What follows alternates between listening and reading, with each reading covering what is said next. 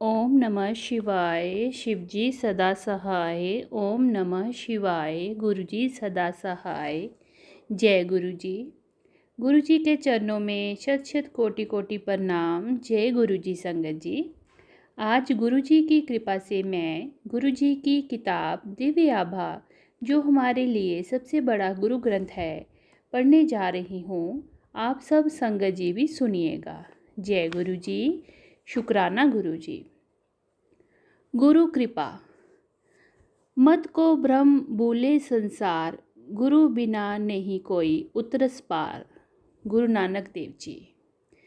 बुधवार 12 अक्टूबर 2005 को सुबह सुबह ही मेरे सहकर्मी डॉक्टर खिलनानी एम्स में औषधि विभाग के अध्यक्ष का फ़ोन आया कि उस दिन शाम को 5:30 बजे उनके घर में सत्संग का आयोजन है, जिसमें गुरुजी आ रहे हैं। उन्होंने मुझे पत्नी सहित आने का आग्रह किया। क्या आप महाध्यापक की पदोन्नति का उत्सव मना रहे हो? ये गुरुजी कौन हैं? उनका नाम क्या है? वे कहाँ से आ रहे हैं? मैंने उन पर प्रश्नों की झड़ी लगा दी। उन्होंने केवल इतना उत्तर दिया, उनका नाम गुरुजी है। आप जब शाम को उनको मिलोगे तो स्वयं ही जान लेना। धैर्य रखो। सामान्यतः मेरी पत्नी स्मिता साधु संतों में कोई विश्वास नहीं रखती थी। इस बार जब मैंने ये बात उसको बताई तो उसका उत्तर पहले से भिन्न था। संभव है इस बार कुछ अंतर हो, चलकर देखेंगे। कुछ देर बाद मैंने अपने परिचित रश्मि और पंकज सिंह को फ़ोन किया। मैं रश्मि जी को पिछले 35 वर्षों से जानता हूँ और उनके विवाह के पश्चात पंकज जी को।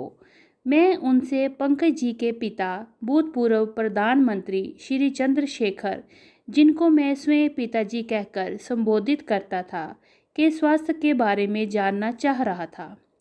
उन्होंने कहा कि वे एम्स के एक निजी कक्ष में परीक्षणों के लिए प्रविष्ट हैं। ये सुनते ही मैं सीधे उनके पास गया। वार्तालाप करते हुए उन्होंने गुरुजी से पहले दर्शन के संस्मरण सुनाए। उन्होंने ये भी बताया कि वे नियमित एम्पायर स्टेट में स्थित गुरुजी के छोटे मंदिर में जाते रहे हैं। कैसे गुरुजी ने उनके जीवन का दृष्टिकोण ही परिवर्तित कर दिया है और कैसे उनकी दया से पिताजी का स्वास्थ्य सुधार हो रहा है। क्या आप डॉक्टर खिलनानी को जानते हैं? रश्मि जी ने पूछा। मैंने उनसे इस प्रश्न का कारण जानना चाहा, क्योंकि उनका नाम अभी तक अपनी बातचीत में नहीं उभरा था। रश्मि जी ने उत्तर दिया, आज शाम को उनके यहाँ सत्संग है और हमें गुरुजी को उनके घर लाना है। मैंने आतुर होकर प्रश्न किया कि ये गुरुजी कौन हैं और उनका नाम क्या है। रश्मि जी ने मुझे धैर्य रखकर शाम को स्वयं ही सब जान लेने को कहा। मैं ये प्रसंग इतने विस्तार में इसलिए सुना रहा हूँ कि कार्य समय आने पर ही पूर्ण होते हैं। जब तक गुरुजी नियत ना करें, उनके दर्शन संभव नहीं है। इसी कारण दो मित्रों से गुरुजी के बारे में सुनकर यही संदेश मिला कि आकर दर्शन और आशीर्वाद ग्रहण करो। ये संपूर्ण संगत गुरुजी के दर्शन, कृपा और दया से धन्य है। इस जीवन काल में ये सुअवसर देने के लिए हम गुरुजी के अत्यंत आभारी हैं। मैंने घर आकर स्मिता को जब इस घटना चक्र के बारे में बताया तो मेरी भांति उसकी भी उत्सुकता बढ़ गई। हम अपने घर में रुक ना सके और ठीक 5 बजे डॉक्टर खिलनानी के घर पहुंच गए। वहां पर हम पहले पहुंचने वालों में थे। थोड़ी देर में रश्मि जी और पंकज जी रंगीन वस्त्र धारण किए हुए एक अति सुंदर युवक को लेकर आए। वे तेजी से चलते हुए अंदर आए और उन्हें एक अति शोभनीय कुर्सी पर आसीन किया गया। हमने अनुमान लगाया कि यही गुरुजी होंगे। जैसे हम उनके निकट पहुंचे, रश्मि जी ने मेरा और स्मिता का परिचय करवाया। गुरुजी मुझे देखकर तुरंत बोले, डॉक्टर तुसी बाहर जाओ। मैंने स्मिता के कान में फुसफुसाकर कहा कि चलो चलते हैं, ये हमें इधर नहीं चाहते, और हम कक्ष से बाहर जाने लगे।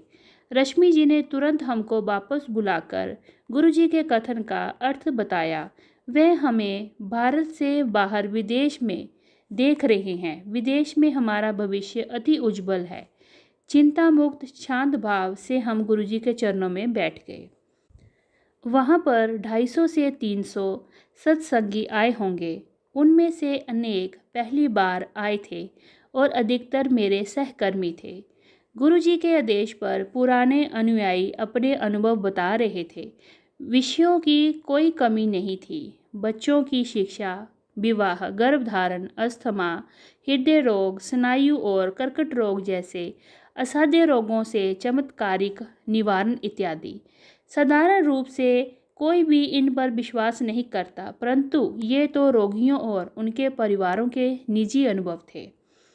सबके स्वास्थ्य में सुधार आया था। बीच में कभी कभी गुरुजी बोलते थे कि इसका भौतिक रूप देखो, कष्ट कैसे घट रहे हैं।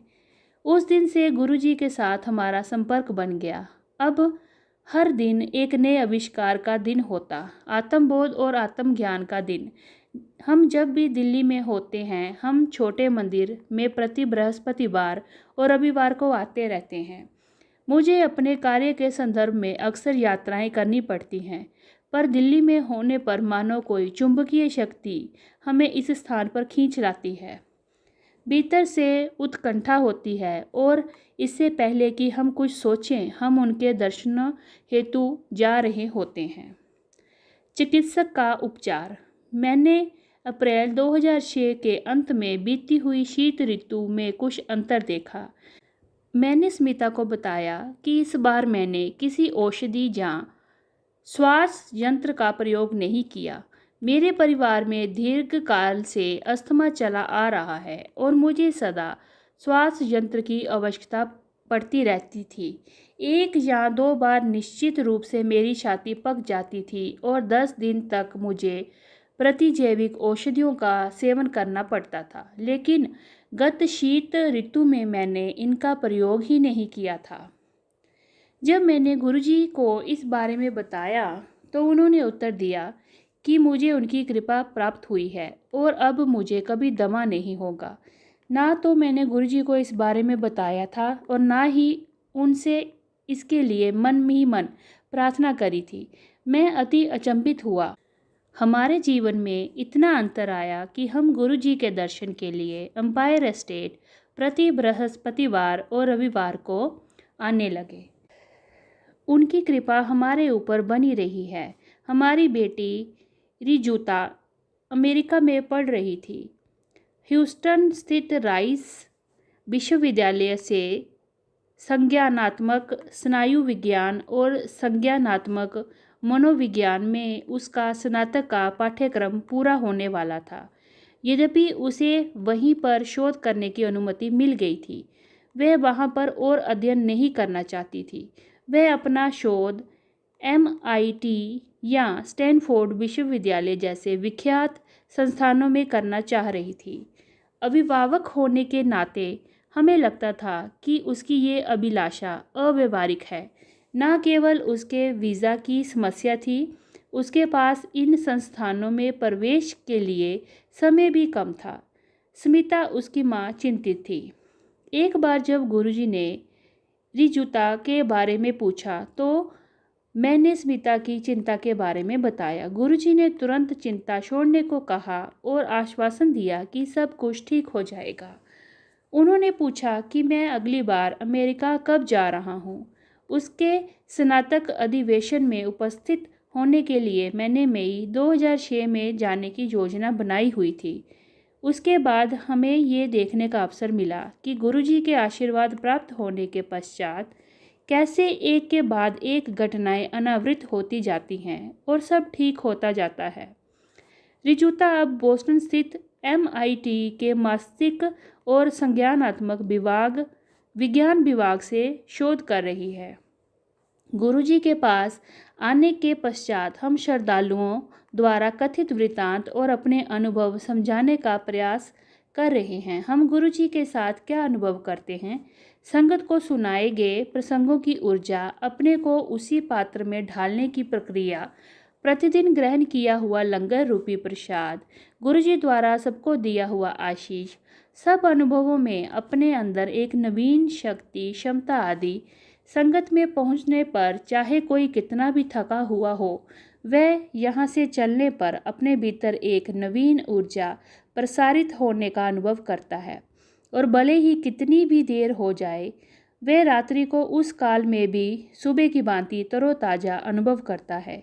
सबसे महत्वपूर्ण बात यह है कि गुरुजी के जहाँ सब समान है, धन्यवान जहाँ निर्धन, प्रधानमंत्री जहाँ चपरासी, पुरुष या नारी, शहरी या ग्रामीण, देशी, जहाँ पर कोई रीति रिवाज नहीं है। किसी भी सत्संगी से पूर्ण आत्मसमर्पण के अतिरिक्त कोई आशा नहीं की जाती। गुरुजी में निष्ठा और फल की आशा किए बिना विश्वास को ही तो आस्था कहते हैं। गुरुजी हमें सर्वश्रेष्ठ मनुष्य बनाने का प्रयत्न कर रहे हैं, जहां आने के उपरांत हमारा मिथ्या रूपी अभिमान समाप्त हो गया है। हमारी प्रवृत्ति में भी परिवर्तन हो रहा है। हम उन्हीं घटनाओं को एक नए दृष्टिकोण से देखते हैं और मन को शांति प्राप्त होती है, अपनी आवश्यकताओं और लोभ का भेद समझते हैं। गुरुजी ने सुकर्म करने के विवेक का विकास किया है। हम गुरुजी के अनुयायी होने से धन्य हैं। हमने ये भी जाना है, हमारे जीवन की मान्यताओं को बांटने से उनका मूल्य अधिक हो जाता है। विनीत होकर हमने अपने अनुभव अपने मित्रों और सहकर्मियों से बांटे हैं। हमारी जीवन यात्रा चल रही है और इसके लिए हमारे ऊपर गुरु कृपा है।